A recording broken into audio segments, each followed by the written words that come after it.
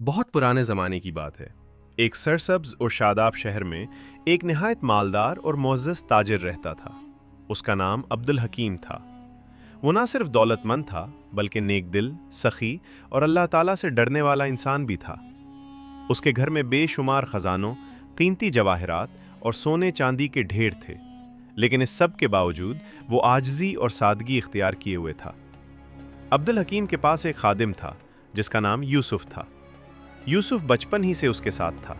عبد الحکیم نے اسے ایک غلام کے طور پر نہیں بلکہ اپنے بیٹے کی طرح پالا تھا۔ یوسف نہایت ایماندار، خاموش طبع اور اللہ سے ڈرنے والا نوجوان تھا۔ وہ 5 وقت کی نماز ادا کرتا، سچ بولتا اور اپنے مالک کی ہر بات کو امانت سمجھ کر پورا کرتا۔ وقت گزرتا گیا اور یوسف جوان ہو گیا۔ عبد الحکیم کا اس پر اعتماد اتنا بڑھ گیا کہ اس نے اپنے سب سے قیمتی خزانے کی چابی بھی یوسف کے حوالے کر دی۔ یہ خزانہ ایک خفیہ کمرے میں رکھا تھا جس کے بارے میں شہر میں بہت کم لوگ جانتے تھے۔ ایک دن عبد الحکیم کو ایک طویل سفر پر جانا پڑا۔ اس نے یوسف کو بلایا اور کہا، بیٹا، میں تم پر مکمل بھروسہ کرتا ہوں۔ یہ خزانہ تمہاری امانت ہے، اس کی حفاظت کرنا چاہے کچھ بھی ہو جائے۔ یوسف نے سر جھکا کر جواب دیا، مالک، میں اپنی جان دے دوں گا مگر آپ کی امانت میں خیانت نہیں کروں گا۔ عبد الحکیم کے جانے کے کچھ دن بعد شہر میں افواہ پھیل گئی کہ اس کے گھر میں بے شمار خزانے موجود ہیں۔ کچھ لالچی اور بدنیت لوگ اس خزانے تک پہنچنے کی کوشش میں لگ گئے۔ ایک رات 2 آدمی یوسف کے پاس آئے۔ وہ نہایت نرم لہجے میں بولے، ہم جانتے ہیں کہ خزانے کی چابی تمہارے پاس ہے۔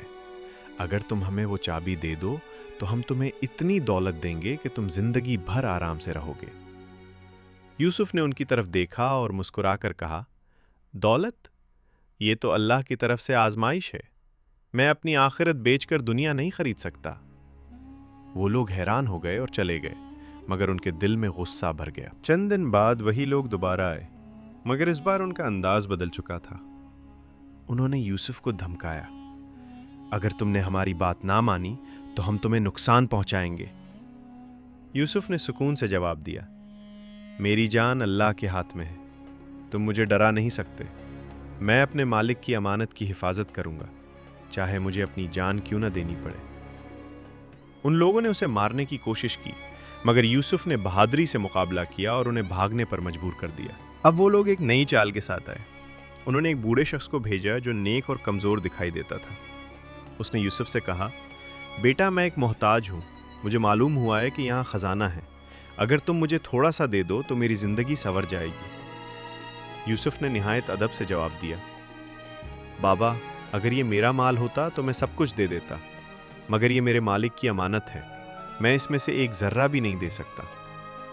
بوڑھا شخص خاموشی سے چلا گیا، مگر دراصل وہ بھی انہی لالچی لوگوں کا ساتھی تھا۔ مہینے گزر گئے، یوسف اکیلا تھا، نہ کوئی اس کی مدد کرنے والا تھا، نہ کوئی سہارا۔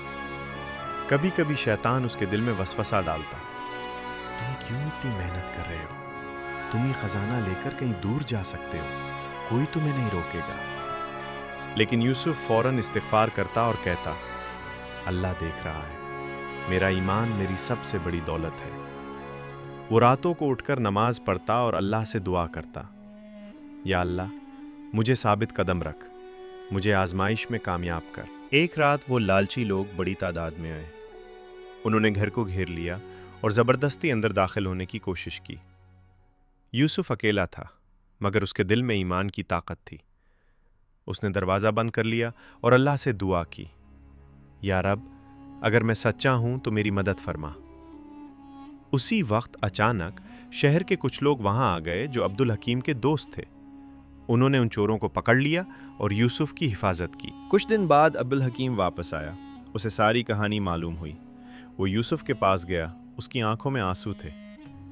بیٹا، تم نے وہ کام کیا ہے جو بہت بڑے بڑے لوگ بھی نہیں کر سکتے۔ تم نے نہ صرف میری دولت بلکہ میری عزت اور اعتماد کی بھی حفاظت کی ہے۔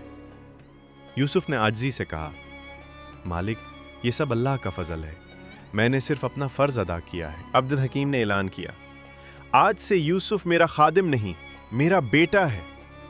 اس نے یوسف کو آزاد کر دیا اور اپنی دولت کا ایک بڑا حصہ اسے دے دیا۔ شہر کے لوگ یوسف کی ایمانداری اور وفاداری کی مثال دینے لگے۔ یہ کہانی ہمیں سکھاتی ہے کہ ایمان سب سے بڑی طاقت ہے۔ امانت میں خیانت کبھی کامیابی نہیں دیتی۔ سچا انسان آزمائشوں میں مزید مضبوط ہوتا ہے۔ اللہ اپنے بندوں کو کبھی اکیلا نہیں چھوڑتا۔